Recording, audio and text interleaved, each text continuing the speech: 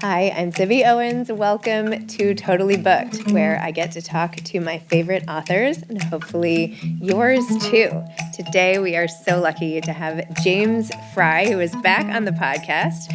Yay. Thank you for having me. Yes, Stoked to be here. I'm going to read a little bit about the author here. Okay, James was called America's most notorious author by Time magazine and the bad boy of American literature by the New York Times. He has written multiple global bestsellers, including A Million Little Pieces, Bright Shiny Morning, and The Final Testament of the Holy Bible. He has sold more than 30 million books, and his work is published in 42 languages. He lives in a small town in Connecticut, and the book is Next to Heaven, which is not the cover. This is the art. Congratulations. Thank you. The cover's way dirtier when you actually get to see the real cover. I was just saying that, the fact that we're giving out books to everybody in this audience, it should come with a rating warning. Just throwing that out. What rating are you giving me? I don't know. Zibby? No, like an NC-17 or a triple X. Which one do I get? Don't listen on Audible in the car with your kids, kind of book. That's all. People should know. Okay, James, tell everybody what is this book about? The book is about wealth. The book is about money. The book is about how money. I believe that money is the most addictive drug on the face of the planet. It is the most addictive, it is the most destructive, and it is the most damaging.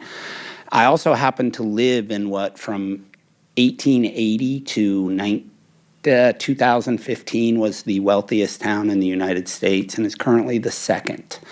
And I'm not claiming I'm poor, but I wrote a book about rich people and about sort of the insulated bubble that wealth exists in contemporary America and sort of what goes on within those insulated bubbles. The one I live in, New Canaan, Connecticut, is not particularly unique. There are these little bubbles all over the country. The plot of the book is it's a murder mystery that revolves around a swingers party at a billionaire's house, right? Bored rich people decide they want to fucking do some crazy shit, and they don't think that there might be repercussions. Or maybe they know there are going to be repercussions, and that's why they do it. But, it's supposed to be a funny, sharp, dangerous, highly entertaining book. I wrote it when somebody in Hollywood a producer asked me to read Hollywood Wives by Jackie Collins. And I read it and I thought it was spectacular. I'd never read Jackie Collins, but I loved it. I thought it was funny and bold and dirty and actually very true to the culture out there in certain ways. The book has certainly aged. But then I read a couple more Jackie Collins books, and then I read a couple Danielle Steele books, and they were fucking good. And they're entertaining and funny and cool. And I was like, well, what would it look like if I wrote a book like that, right? A funny, entertaining soap opera. The difference is I have the freedom of being able to be, because I am America's most notorious author, I have the freedom to do whatever I want. And I have the freedom to make the book as bold and as dirty and as dangerous as I want. And that's what I did. Yes, he did. I would have said, yes, okay, it's about wealth. That's true. But it's about marriage. It's about relationships. And it's about, listen, I write books about human things. I write books about love and art and sex and human emotions. When I write a book, the goal is never to write a book. It's to create something, to string words together in ways that provide a reader with an experience that they have never fucking had before, right? I try to make books that are unlike anything that exists. I try to write, I do write in a way that's absolutely singular. If you read a page of any book I've written, you know it's me. And so, yeah, it's the same thing I do in other ways, just cloaked in something else. But the goal is from the moment a reader starts reading it till the moment they stop, for them not to be able to put it down, stop thinking about it, stop talking about it, stop telling their friends about it. I seek to always overwhelm a reader with language, with emotions, with virtuosity, with boldness. And that's what I tried to do here. I just made it probably a little lighter and funnier than the other books I've written. It's definitely not the final testament of the Holy Bible.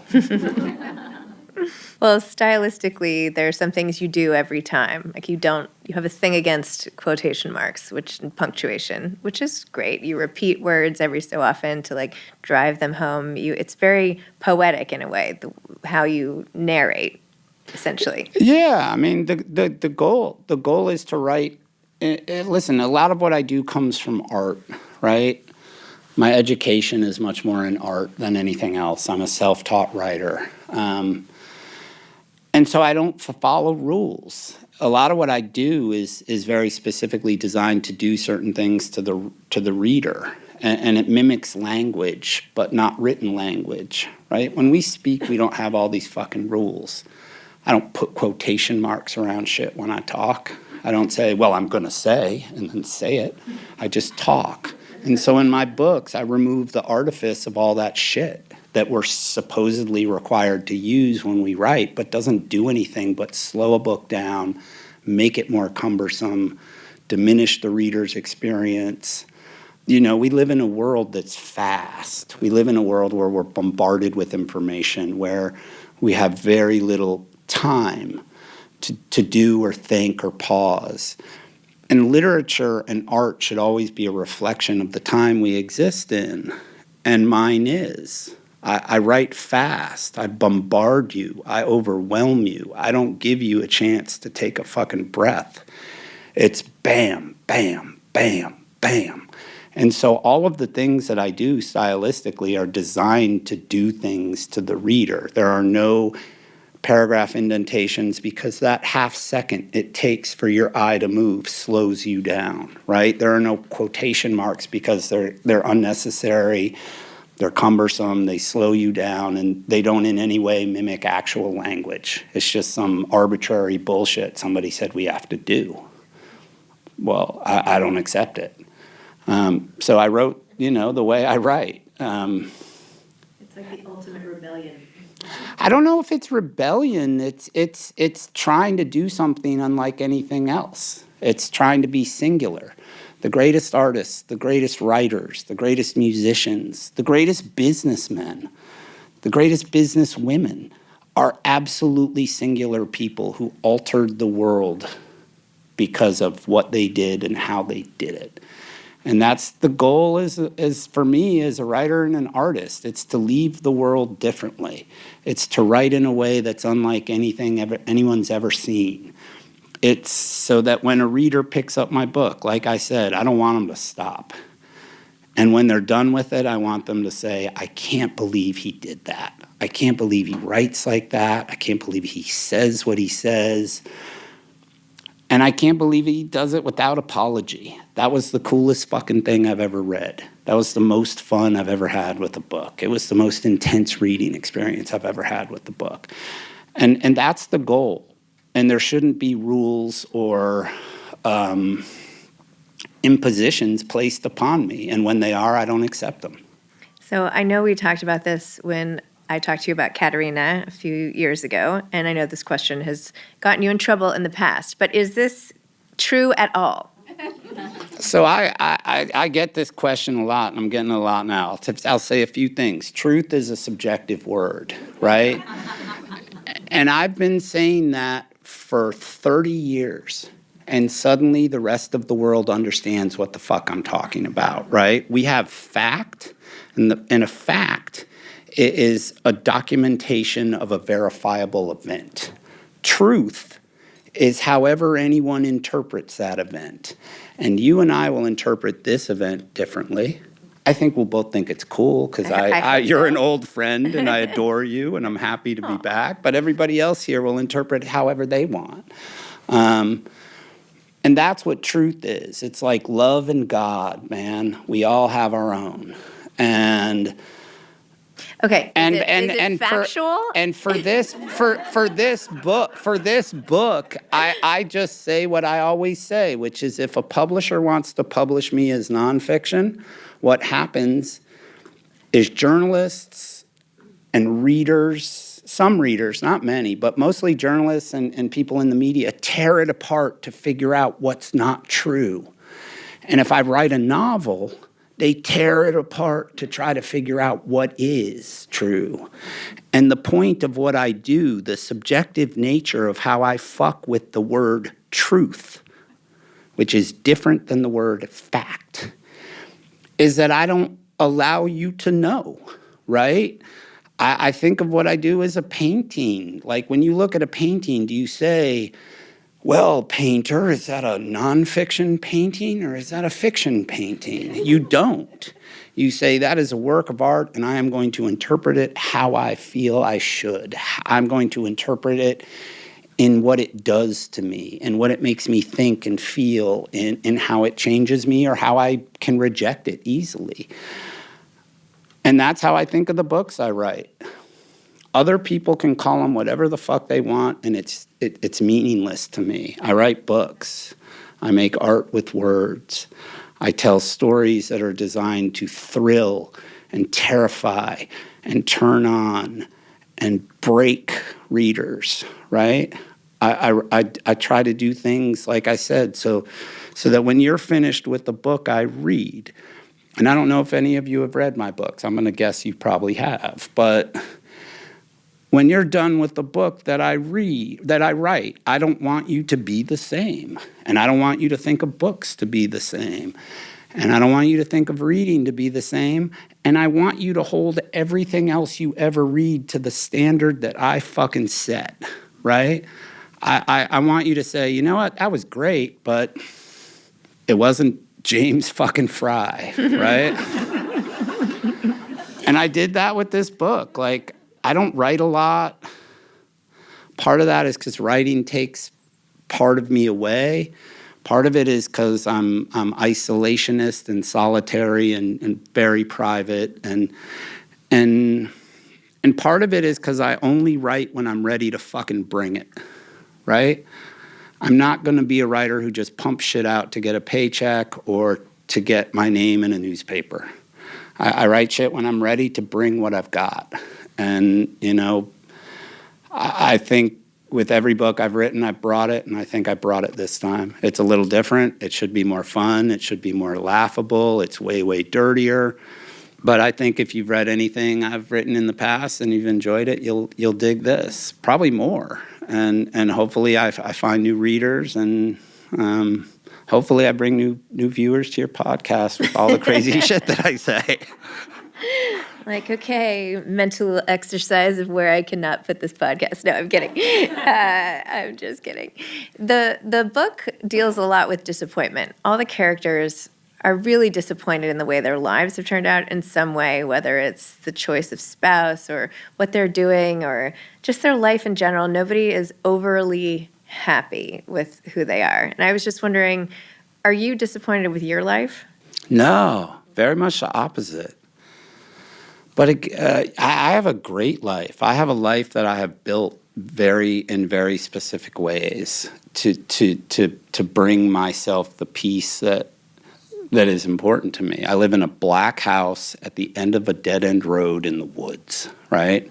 I meditate, I read, I write, I listen to tunes, I look at art, and I hang out with my children. I'm a father of 3. I think I've had a dream life. I've had the life that when I was young, I used to read about other people having, and I would say, holy shit. For all the madness of my life, I've had a crazy life. I had addiction very young. I had problems with the law very young. I had insane fame. I had insane controversy. I was married to a woman I loved for a long time. I have 3 children I love. I've met all kinds of cool, crazy people. I've had the life of my fucking dreams, for all the good and for all the bad. Like, it's what I signed up for, and it's what I chased, and it's what I dreamed of. So I have no no regrets. People ask that a lot. Like, do you regret? And I always say no. And if you look back at the earliest interviews I've ever given, I always said this. I said the same thing I will say today, which is I came into this to be the most controversial, most influential, most widely read writer of my time, right? You can look at data and ask if I did it or not. That'll tell you one story, but the real story won't be told while I'm here, right? History and time will decide if I pulled it off. But that's always been the goal.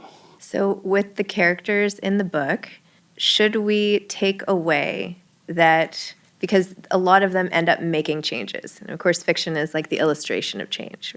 I mean, listen, I will say that to get back to the disappointment, I got sidetracked. I live in this incredibly wealthy place with these people who have all the money in the world. And I don't say money's bad. I don't think money's bad at all. But I see the disappointment that they feel in their lives, and largely because I live in an environment with some of the highest achieving people in the world, some of the wealthiest people in the world, some of the most A-type people in the world, and they've done extraordinary things, and they're still not happy. And there's also a theme in the book of more. And you're not going to find happiness. There's a saying from the Tao Te Ching, which is 4,000 years old, and it is, if you chase after money, your heart will never unclench. And I think that's a theme of the book, that people have extraordinary means and assets, and they're still not happy with the life they live. And I do think that I see a lot of disappointment, that I meet and see people all the time. I'm like, why can't you smile? Why are you still working? Why you have $400 million? Why aren't you spending every second you can with your 12-year-old son? And I see these things, and I don't directly comment them on that, but one of the things I've also said for a long time about what I do and how I write and why I write what I write is my job as an artist is to hold a mirror up to the society I live in. And I hold that mirror up, and I don't pass judgment on what I reflect. I don't generally interpret it for people. I don't tell them what it should mean and what it shouldn't mean. I hold up a mirror, and I tell them to look at it. A lot of times it's real uncomfortable for people to look at it. A lot of times it makes them feel not particularly good things. And that's all I've done here, again, is I've held a mirror up to the society that I live in. And I find the society I live in, like the book, I hope to be filled with extraordinary wealth and privilege. I find it to be utterly absurd. I find it to be terrifying. I find it to be thrilling. I find it to be humorous. I find it to be ridiculous and terrifying and sad. And so hopefully the book is all of those things. Hopefully it makes everybody who reads it feel all of those emotions. And it's just me holding a mirror up. How do you think it's going to go over? Oh, sorry. Go ahead. How do I think it's going to go over? I was going to say, how do you think it's going to go over? Like in the neighborhood, you have the 2 grocery stores in town here. As you're pushing your cart, getting lettuce. I mean, it's been interesting. Certainly, when the book first got announced, people around town started talking about it. A woman I know who works at the bookstore in New Canaan is here today, and you can ask her. But yeah, everywhere I go in New Canaan now, people ask me questions, or they do the same thing. Who's it based on? Who's it based on? I'm like, fucking no one, man. I hope it stirs the town a little. The town needs it, man. Do you agree? I agree. Am I accurate in my description that people, like, if I go to town, people stop me and talk to me about it, and I don't say much. I'm like, it'll be out in June, man. Give it a read. Come by the library. I'll be giving a talk. I hope it stirs everyone everywhere who reads it, right? Not just the town I live in. I hope it sells 1 billion copies. I hope everybody reads it. I hope everybody loves it. Will they? No. Will it sell 1 billion copies? No. But, I can't control any of that anymore, right? Now it's in the world. I'm doing this kind of stuff. I haven't done this kind of stuff in a long time. I think you were the only person I spoke to for Katerina in the United States. I hope the book does well. I have a publisher that I love who's been nothing but like a dream. We'll see. I know it's not the last of them, right? Like, I sort of detoured and did a bunch of things. I was a CEO twice, and I had big fancy jobs, but I missed being a writer. I missed being alone in a room with an empty screen in front of me.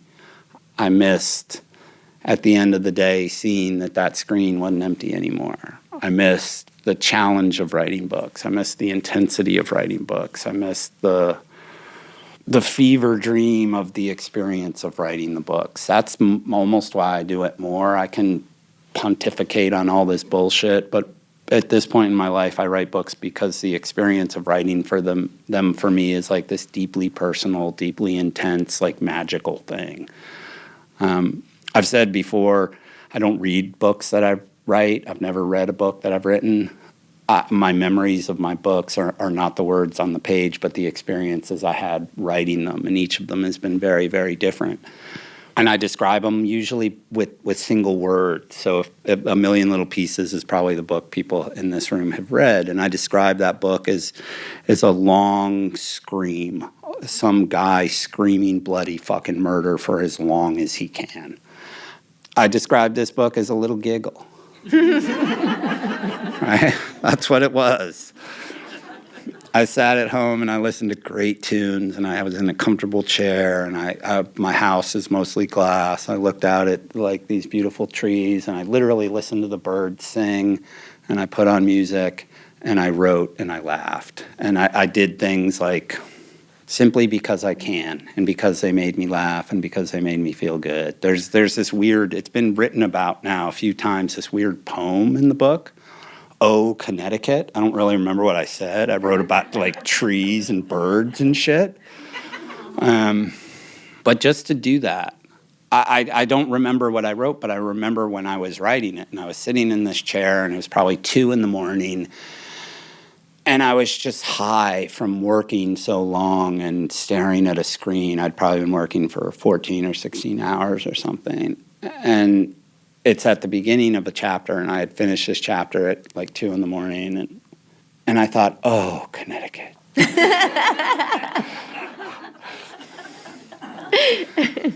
And so I just kept writing, and it was just delicious. And I hope when readers read the book that it's just fucking delicious.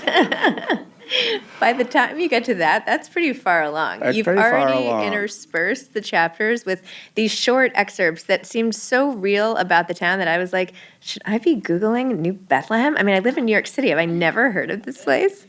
I mean, the town is New Canaan, Connecticut, right? I changed it to New Bethlehem to give myself the freedom to fuck around, right? Even I've changed it. You're like, well, what's real? Imagine if I had called it New Canaan and some motherfucker's going to come up to me while I'm trying to buy, like, shampoo. And they're going to be like, you got it wrong. Waveney Park's Trail is this, not this. So I called it New Bethlehem. And when people want to complain, I'm just going to, like, lift the fingers and be like, fuck off, man. It's a book. Speaking of the trail, I love how you have Devin and Belle, who are, like, regrouping on everything sordid and salacious that happened the night before, and they're sharing all of their stories, and they kept passing other people up being like, oh, hi Val, hi Roz, and then like wait 30 seconds, keep going, hi Rosalie, hi whoever. It's how it works at the parks in New Canaan. We have these huge parks. We have a park there that's almost as large as Central Park. It's called Waveney. It's a Lapham, the family that founded Texaco, had a 700-acre estate that they donated to the town, and their trails, and I walk it all the time. If any of you follow me on Instagram, and I don't presume that you do, but if you do, you would have seen yesterday morning I posted a video of me and my friend Mordecai Rubenstein, who's a very well-known fashion dude, walking in Waveney Park. And literally, we do the same shit. We're like fucking gossiping, and we see people we know. I'll be like, Morty, We look up and we go like, hey, what's up, man? And then we just keep fucking going. And the women do it too. We all do it. It's like you have your bullshit, your walking buddies. I walk alone most of the time, but like probably once or twice a week. My girlfriend, who's not in the country right now, she walks with me a lot, but when she's gone, but me and Morty were walking, doing the same thing, right?